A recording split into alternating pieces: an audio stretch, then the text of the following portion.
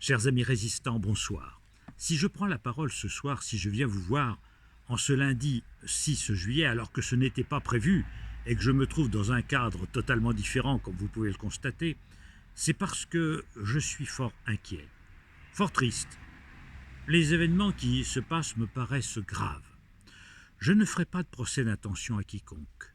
Je ne critiquerai, je ne l'ai jamais fait, absolument pas les hommes. Ils ne sont pas en cause. Je voudrais tout simplement énoncer des faits, de simples faits.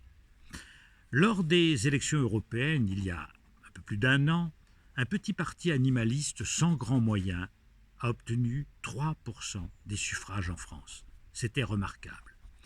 Les écologistes, les Verts, avaient obtenu 13%. D'autres partis dits de gauche avaient ouvertement pris position contre la chasse, contre la tauromachie et pour améliorer la condition animale.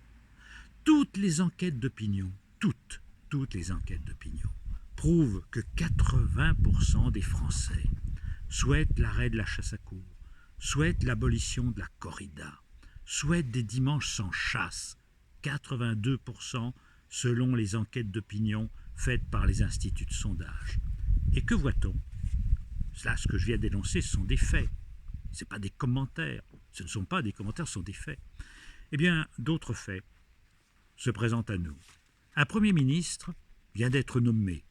Il remplace un ancien Premier ministre qui était un ami de M. Juppé. Celui-ci est un ami de M. Fillon. Ils viennent nommer des ministres. Et ce soir, nous en connaissons la liste. Et je constate par exemple la présence de M. Dupond-Moretti. Je n'ai rien contre la personne de Dupond-Moretti, absolument pas. Et sa personne n'est pas en cause. Mais M. Dupond-Moretti est un grand amateur de chasse et de tauromachie. Est nommée à la culture Madame Bachelot, Madame Roselyne Bachelot.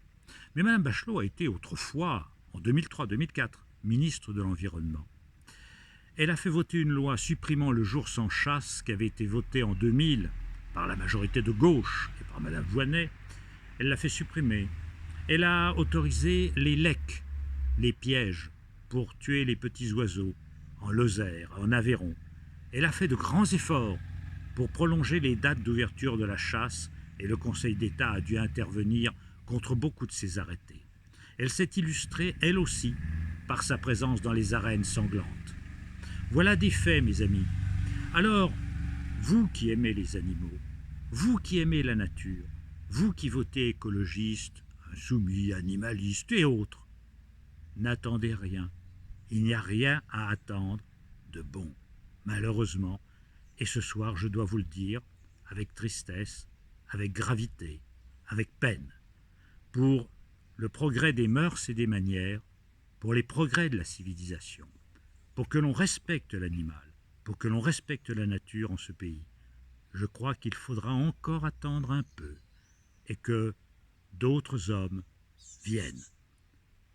Bonsoir mes amis résistants, courage à vous.